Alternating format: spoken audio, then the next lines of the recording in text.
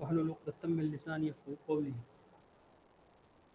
So today's topic relating to cardiovascular system is the acute control of local blood flow along with humoral control.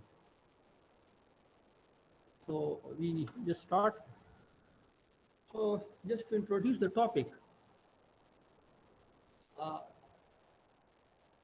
we know that every body tissue has the ability,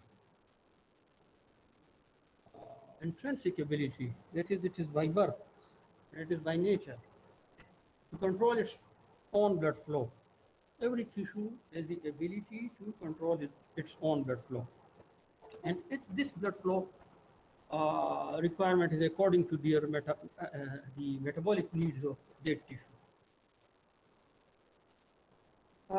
In other words, it would mean that tissues they attain the quantity of blood flow which is just required for it. If it decreases, the tissue will try to increase it, and vice versa. This is a part of, you can say there is a part of homeostasis. Basically, the needs of the body tissues are, and this is very basic, that we know that the basic things which are required for the metabolism of the tissue is the oxygen and the nutrients, just like glucose, amino acids, and fatty acids. Along with that, there is a requirement that the carbon dioxide and hydrogen ions, which are produced during the metabolic process, they should be removed. So this is also a requirement. And also, the proper concentration of different hormones and ions must be maintained. So these are the requirements of our body tissues. The same needs, these which are just mentioned, we can say that these are the factors, and they, these needs, these requirements, they act as factors and determinants of the local blood flow control. That means that these requirements are by the virtue of these requirements, the tissues are able to control their local blood flow. Or in other words, again, the tissues will see to their basic needs: oxygen requirement, oxygen supply, the carbon dioxide exclusion, other metabolic needs like the nutrient supply. The tissue will sense them. If they are required, if oxygen is required, then they will try to increase the blood flow so that the oxygen requirement is fulfilled. So the more the metabolic activity of a tissue, the more will be the blood flow. So the blood flow is actually for the basically for the oxygen supply, apart from other important activities. The main the main function is the oxygen supply. So the more the metabolic activity, more oxygen will be required, and there will be more blood flow. In addition, there are certain situations that warrant adjustments in blood flow. For example, blood pressure changes. Whenever there is increase in blood pressure, the blood flow of the tissues must be adjusted so that the blood pressure becomes comes toward normal. Similarly, bleeding episodes, in case of bleeds, in case of inflammation, for example, in bleeds, the body will need that this bleeding should be stopped. So for that purpose, vasoconstriction occurs. This is evident from your knowledge which you gained in the module of blood and immunology, in which during hemostasis, whenever the blood vessel is damaged and bleeding starts, and first thing which occurs, the first adjustment which occurs is the vasoconstriction, so that the blood flow to that area is decreased and the bleeding is stopped. Similarly, inflammation also would need certain adjustment in blood flow, and we know that inflammations, uh, the vasodilation process is an essential process, and the blood flow increases to that area during inflammation, so that certain substances which are required for the removal of infection, they are rushed to that area due to vasodilatation. So to have a glimpse of the uh, different areas which attain the blood flow during the cardiac output. So these are the different tissues. You can see I have marked the most important tissues.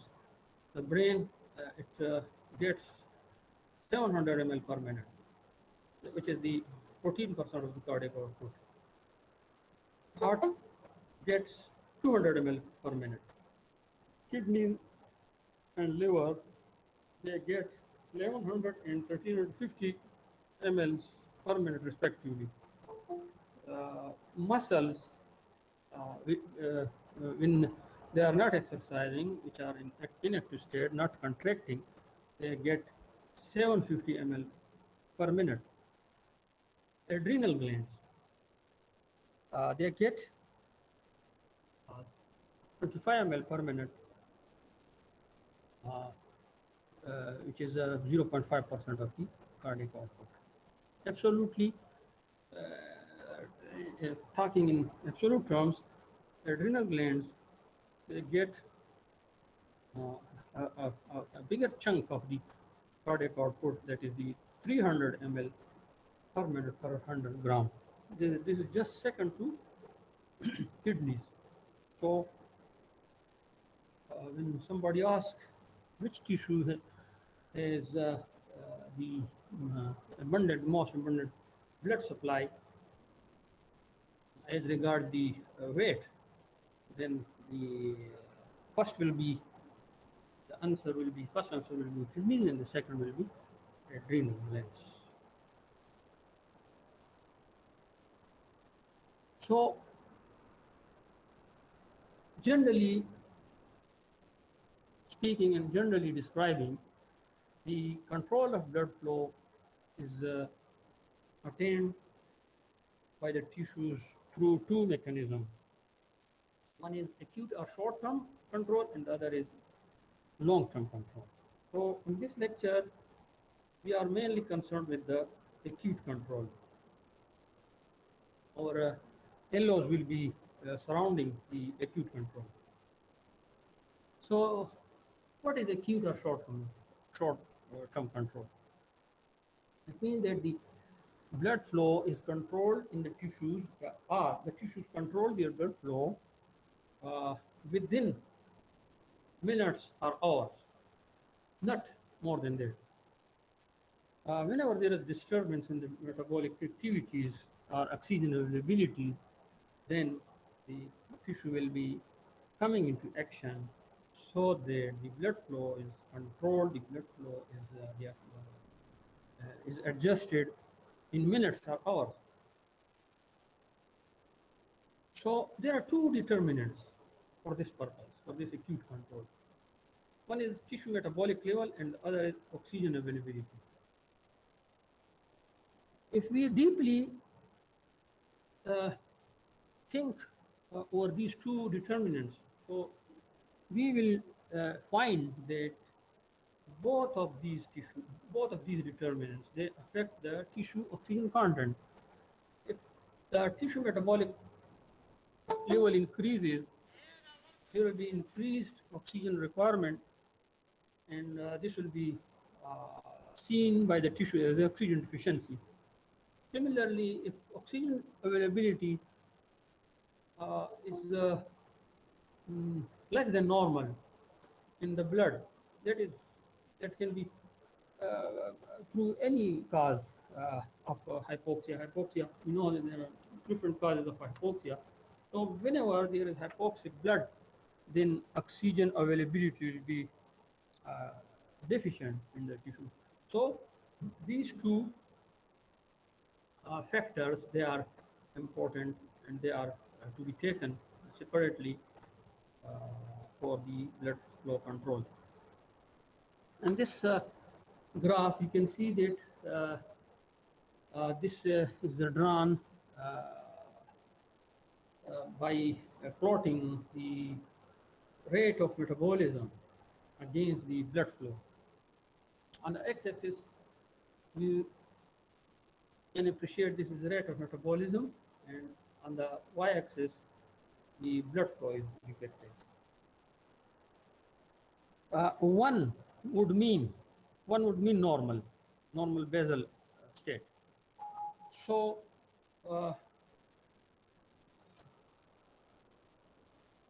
so when the rate of metabolism is normal 1, the blood flow is 1 to that tissue. 1 normal means the blood flow becomes double. You can see through this graph, this curve, that whenever the rate of metabolism reaches about 4 times normal, then the blood flow becomes double. And when it becomes about 6 to 7 times normal, the rate of metabolism, then the blood flow becomes 3 times. Diagram to zoom.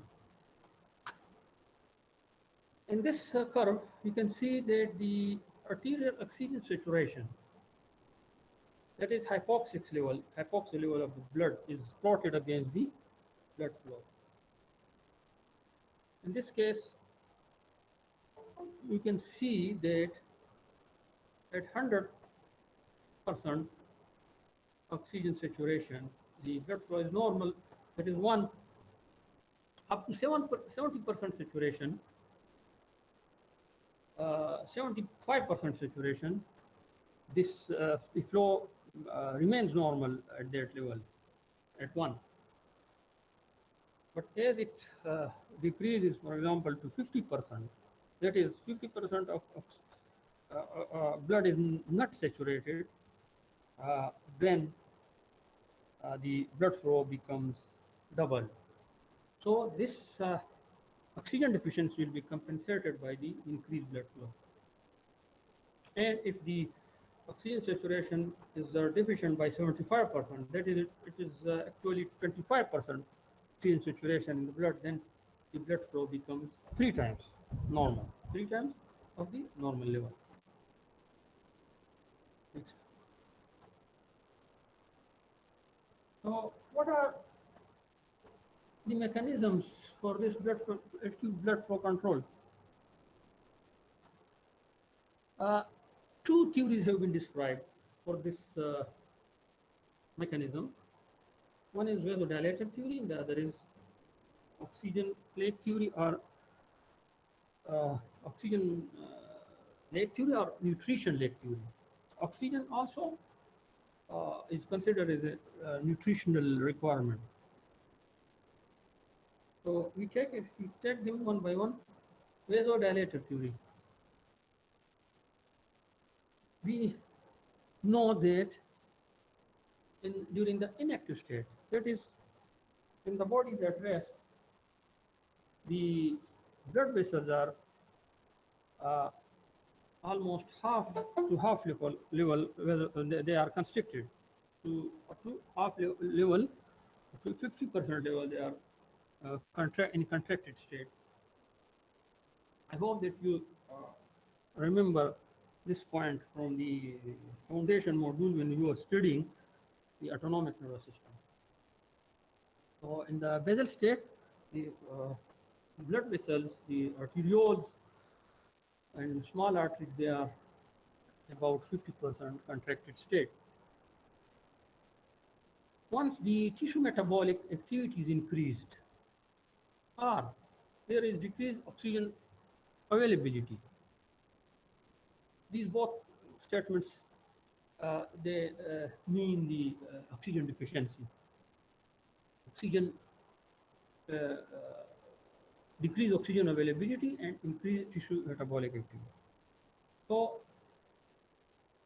during these states, in these conditions, there is increased formation of certain vasodilator substances, and these are uh, adenosine, lactate, hydrogen ions, carbon dioxide, and ADPs, ATPs, and histamine and potassium, etc. These substances, they are produced in larger quantities as compared to the normal state during the oxygen deficiency states. When these substances, they are uh, uh, secreted during active state, then they will act on the blood vessel and they act as vasodilator, and vasodilation occurs at that time. Vasodilation, what will be the result of vasodilation? It will be the increased blood flow through the blood vessels, so there the requirement, the deficiency, which is fulfilled in terms of more oxygen supply. So in active tissues, the metabolites like carbon dioxide, ADP, and organic acids, hydrogen ions, they are increased, and the vasodilatation, the resultant vasodilatation will be causing increased blood flow.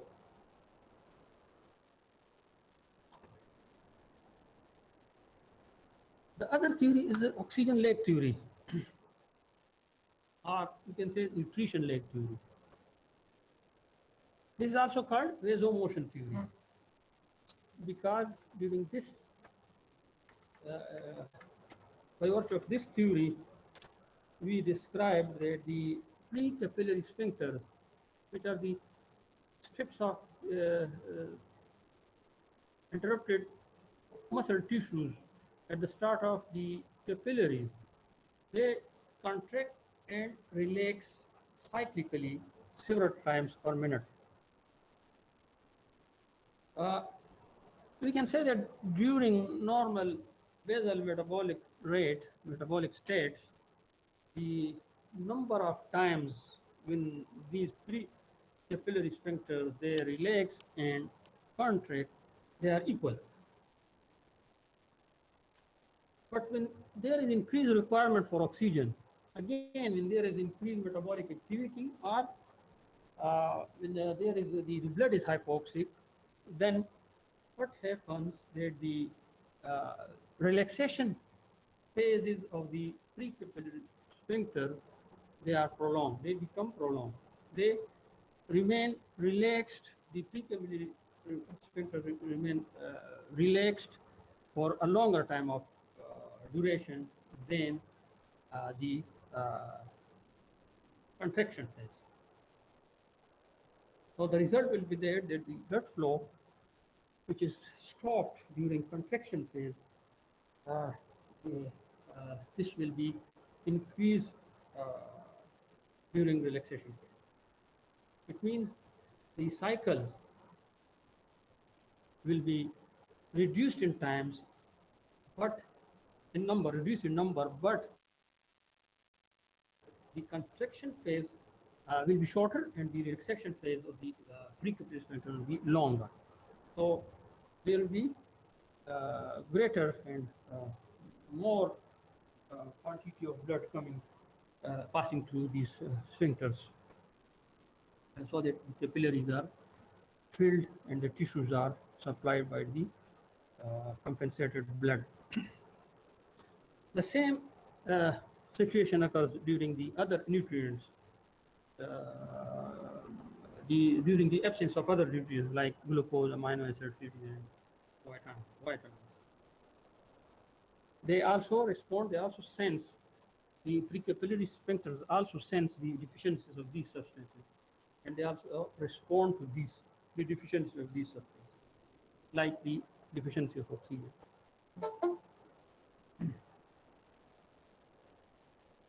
Then once the blood flow is increased at this tissue level, the role of nitric oxide cannot be overlooked. This is a substance, nitric oxide is a substance which is produced in the endothelium. Uh, uh,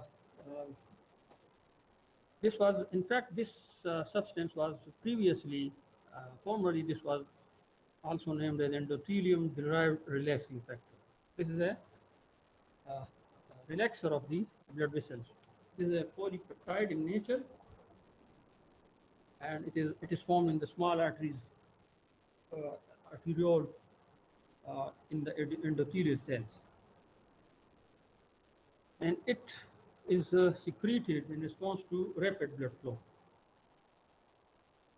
When the tissue blood flow increases, the blood from the larger arteries, they try to rush toward the tissues.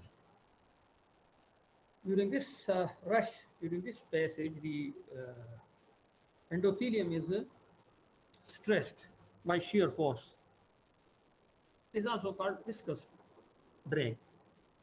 This viscous drag is the stimulus for the synthesis and secretion of the nitric oxide. You can see in the diagram, nitric oxide is formed from oxygen and L-arginine, which is an amino acid. This will form nitric oxide, oxygen and L-arginine. Nitric oxide, with the help of an enzyme, nitric oxide synthase, which is present in the endothelium.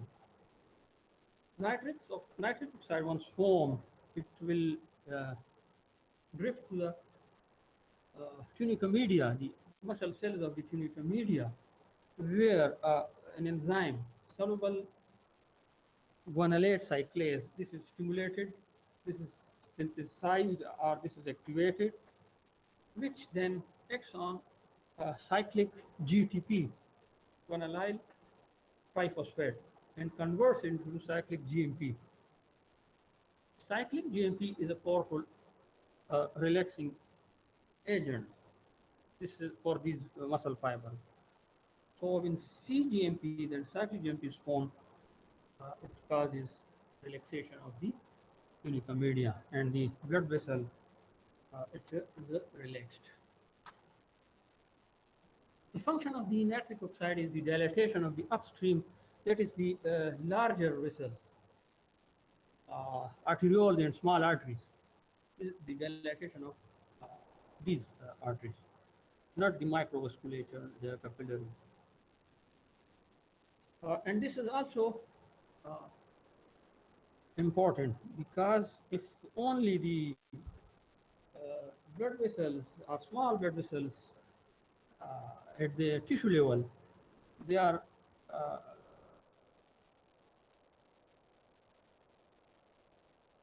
dilated, or they are opened up, and the upstream vessels, they are not vasodilated, and they do not increase the blood flow, then this will be meaningless. The opening up of the tissue capillaries will be meaningless. So for this purpose, nature has provided this mechanism, the formation of nitric oxide. Manifestations of the local blood flow regulation. Scientists, they always, the researchers, they always go and they try and they love to find different mechanisms and manifestations, and they gather the knowledge about these things. So they have studied, for example, skeletal blood flow during exercise. During mild to moderate exercise, you can see in the diagram, and again, the muscle blood flow is plotted against the time.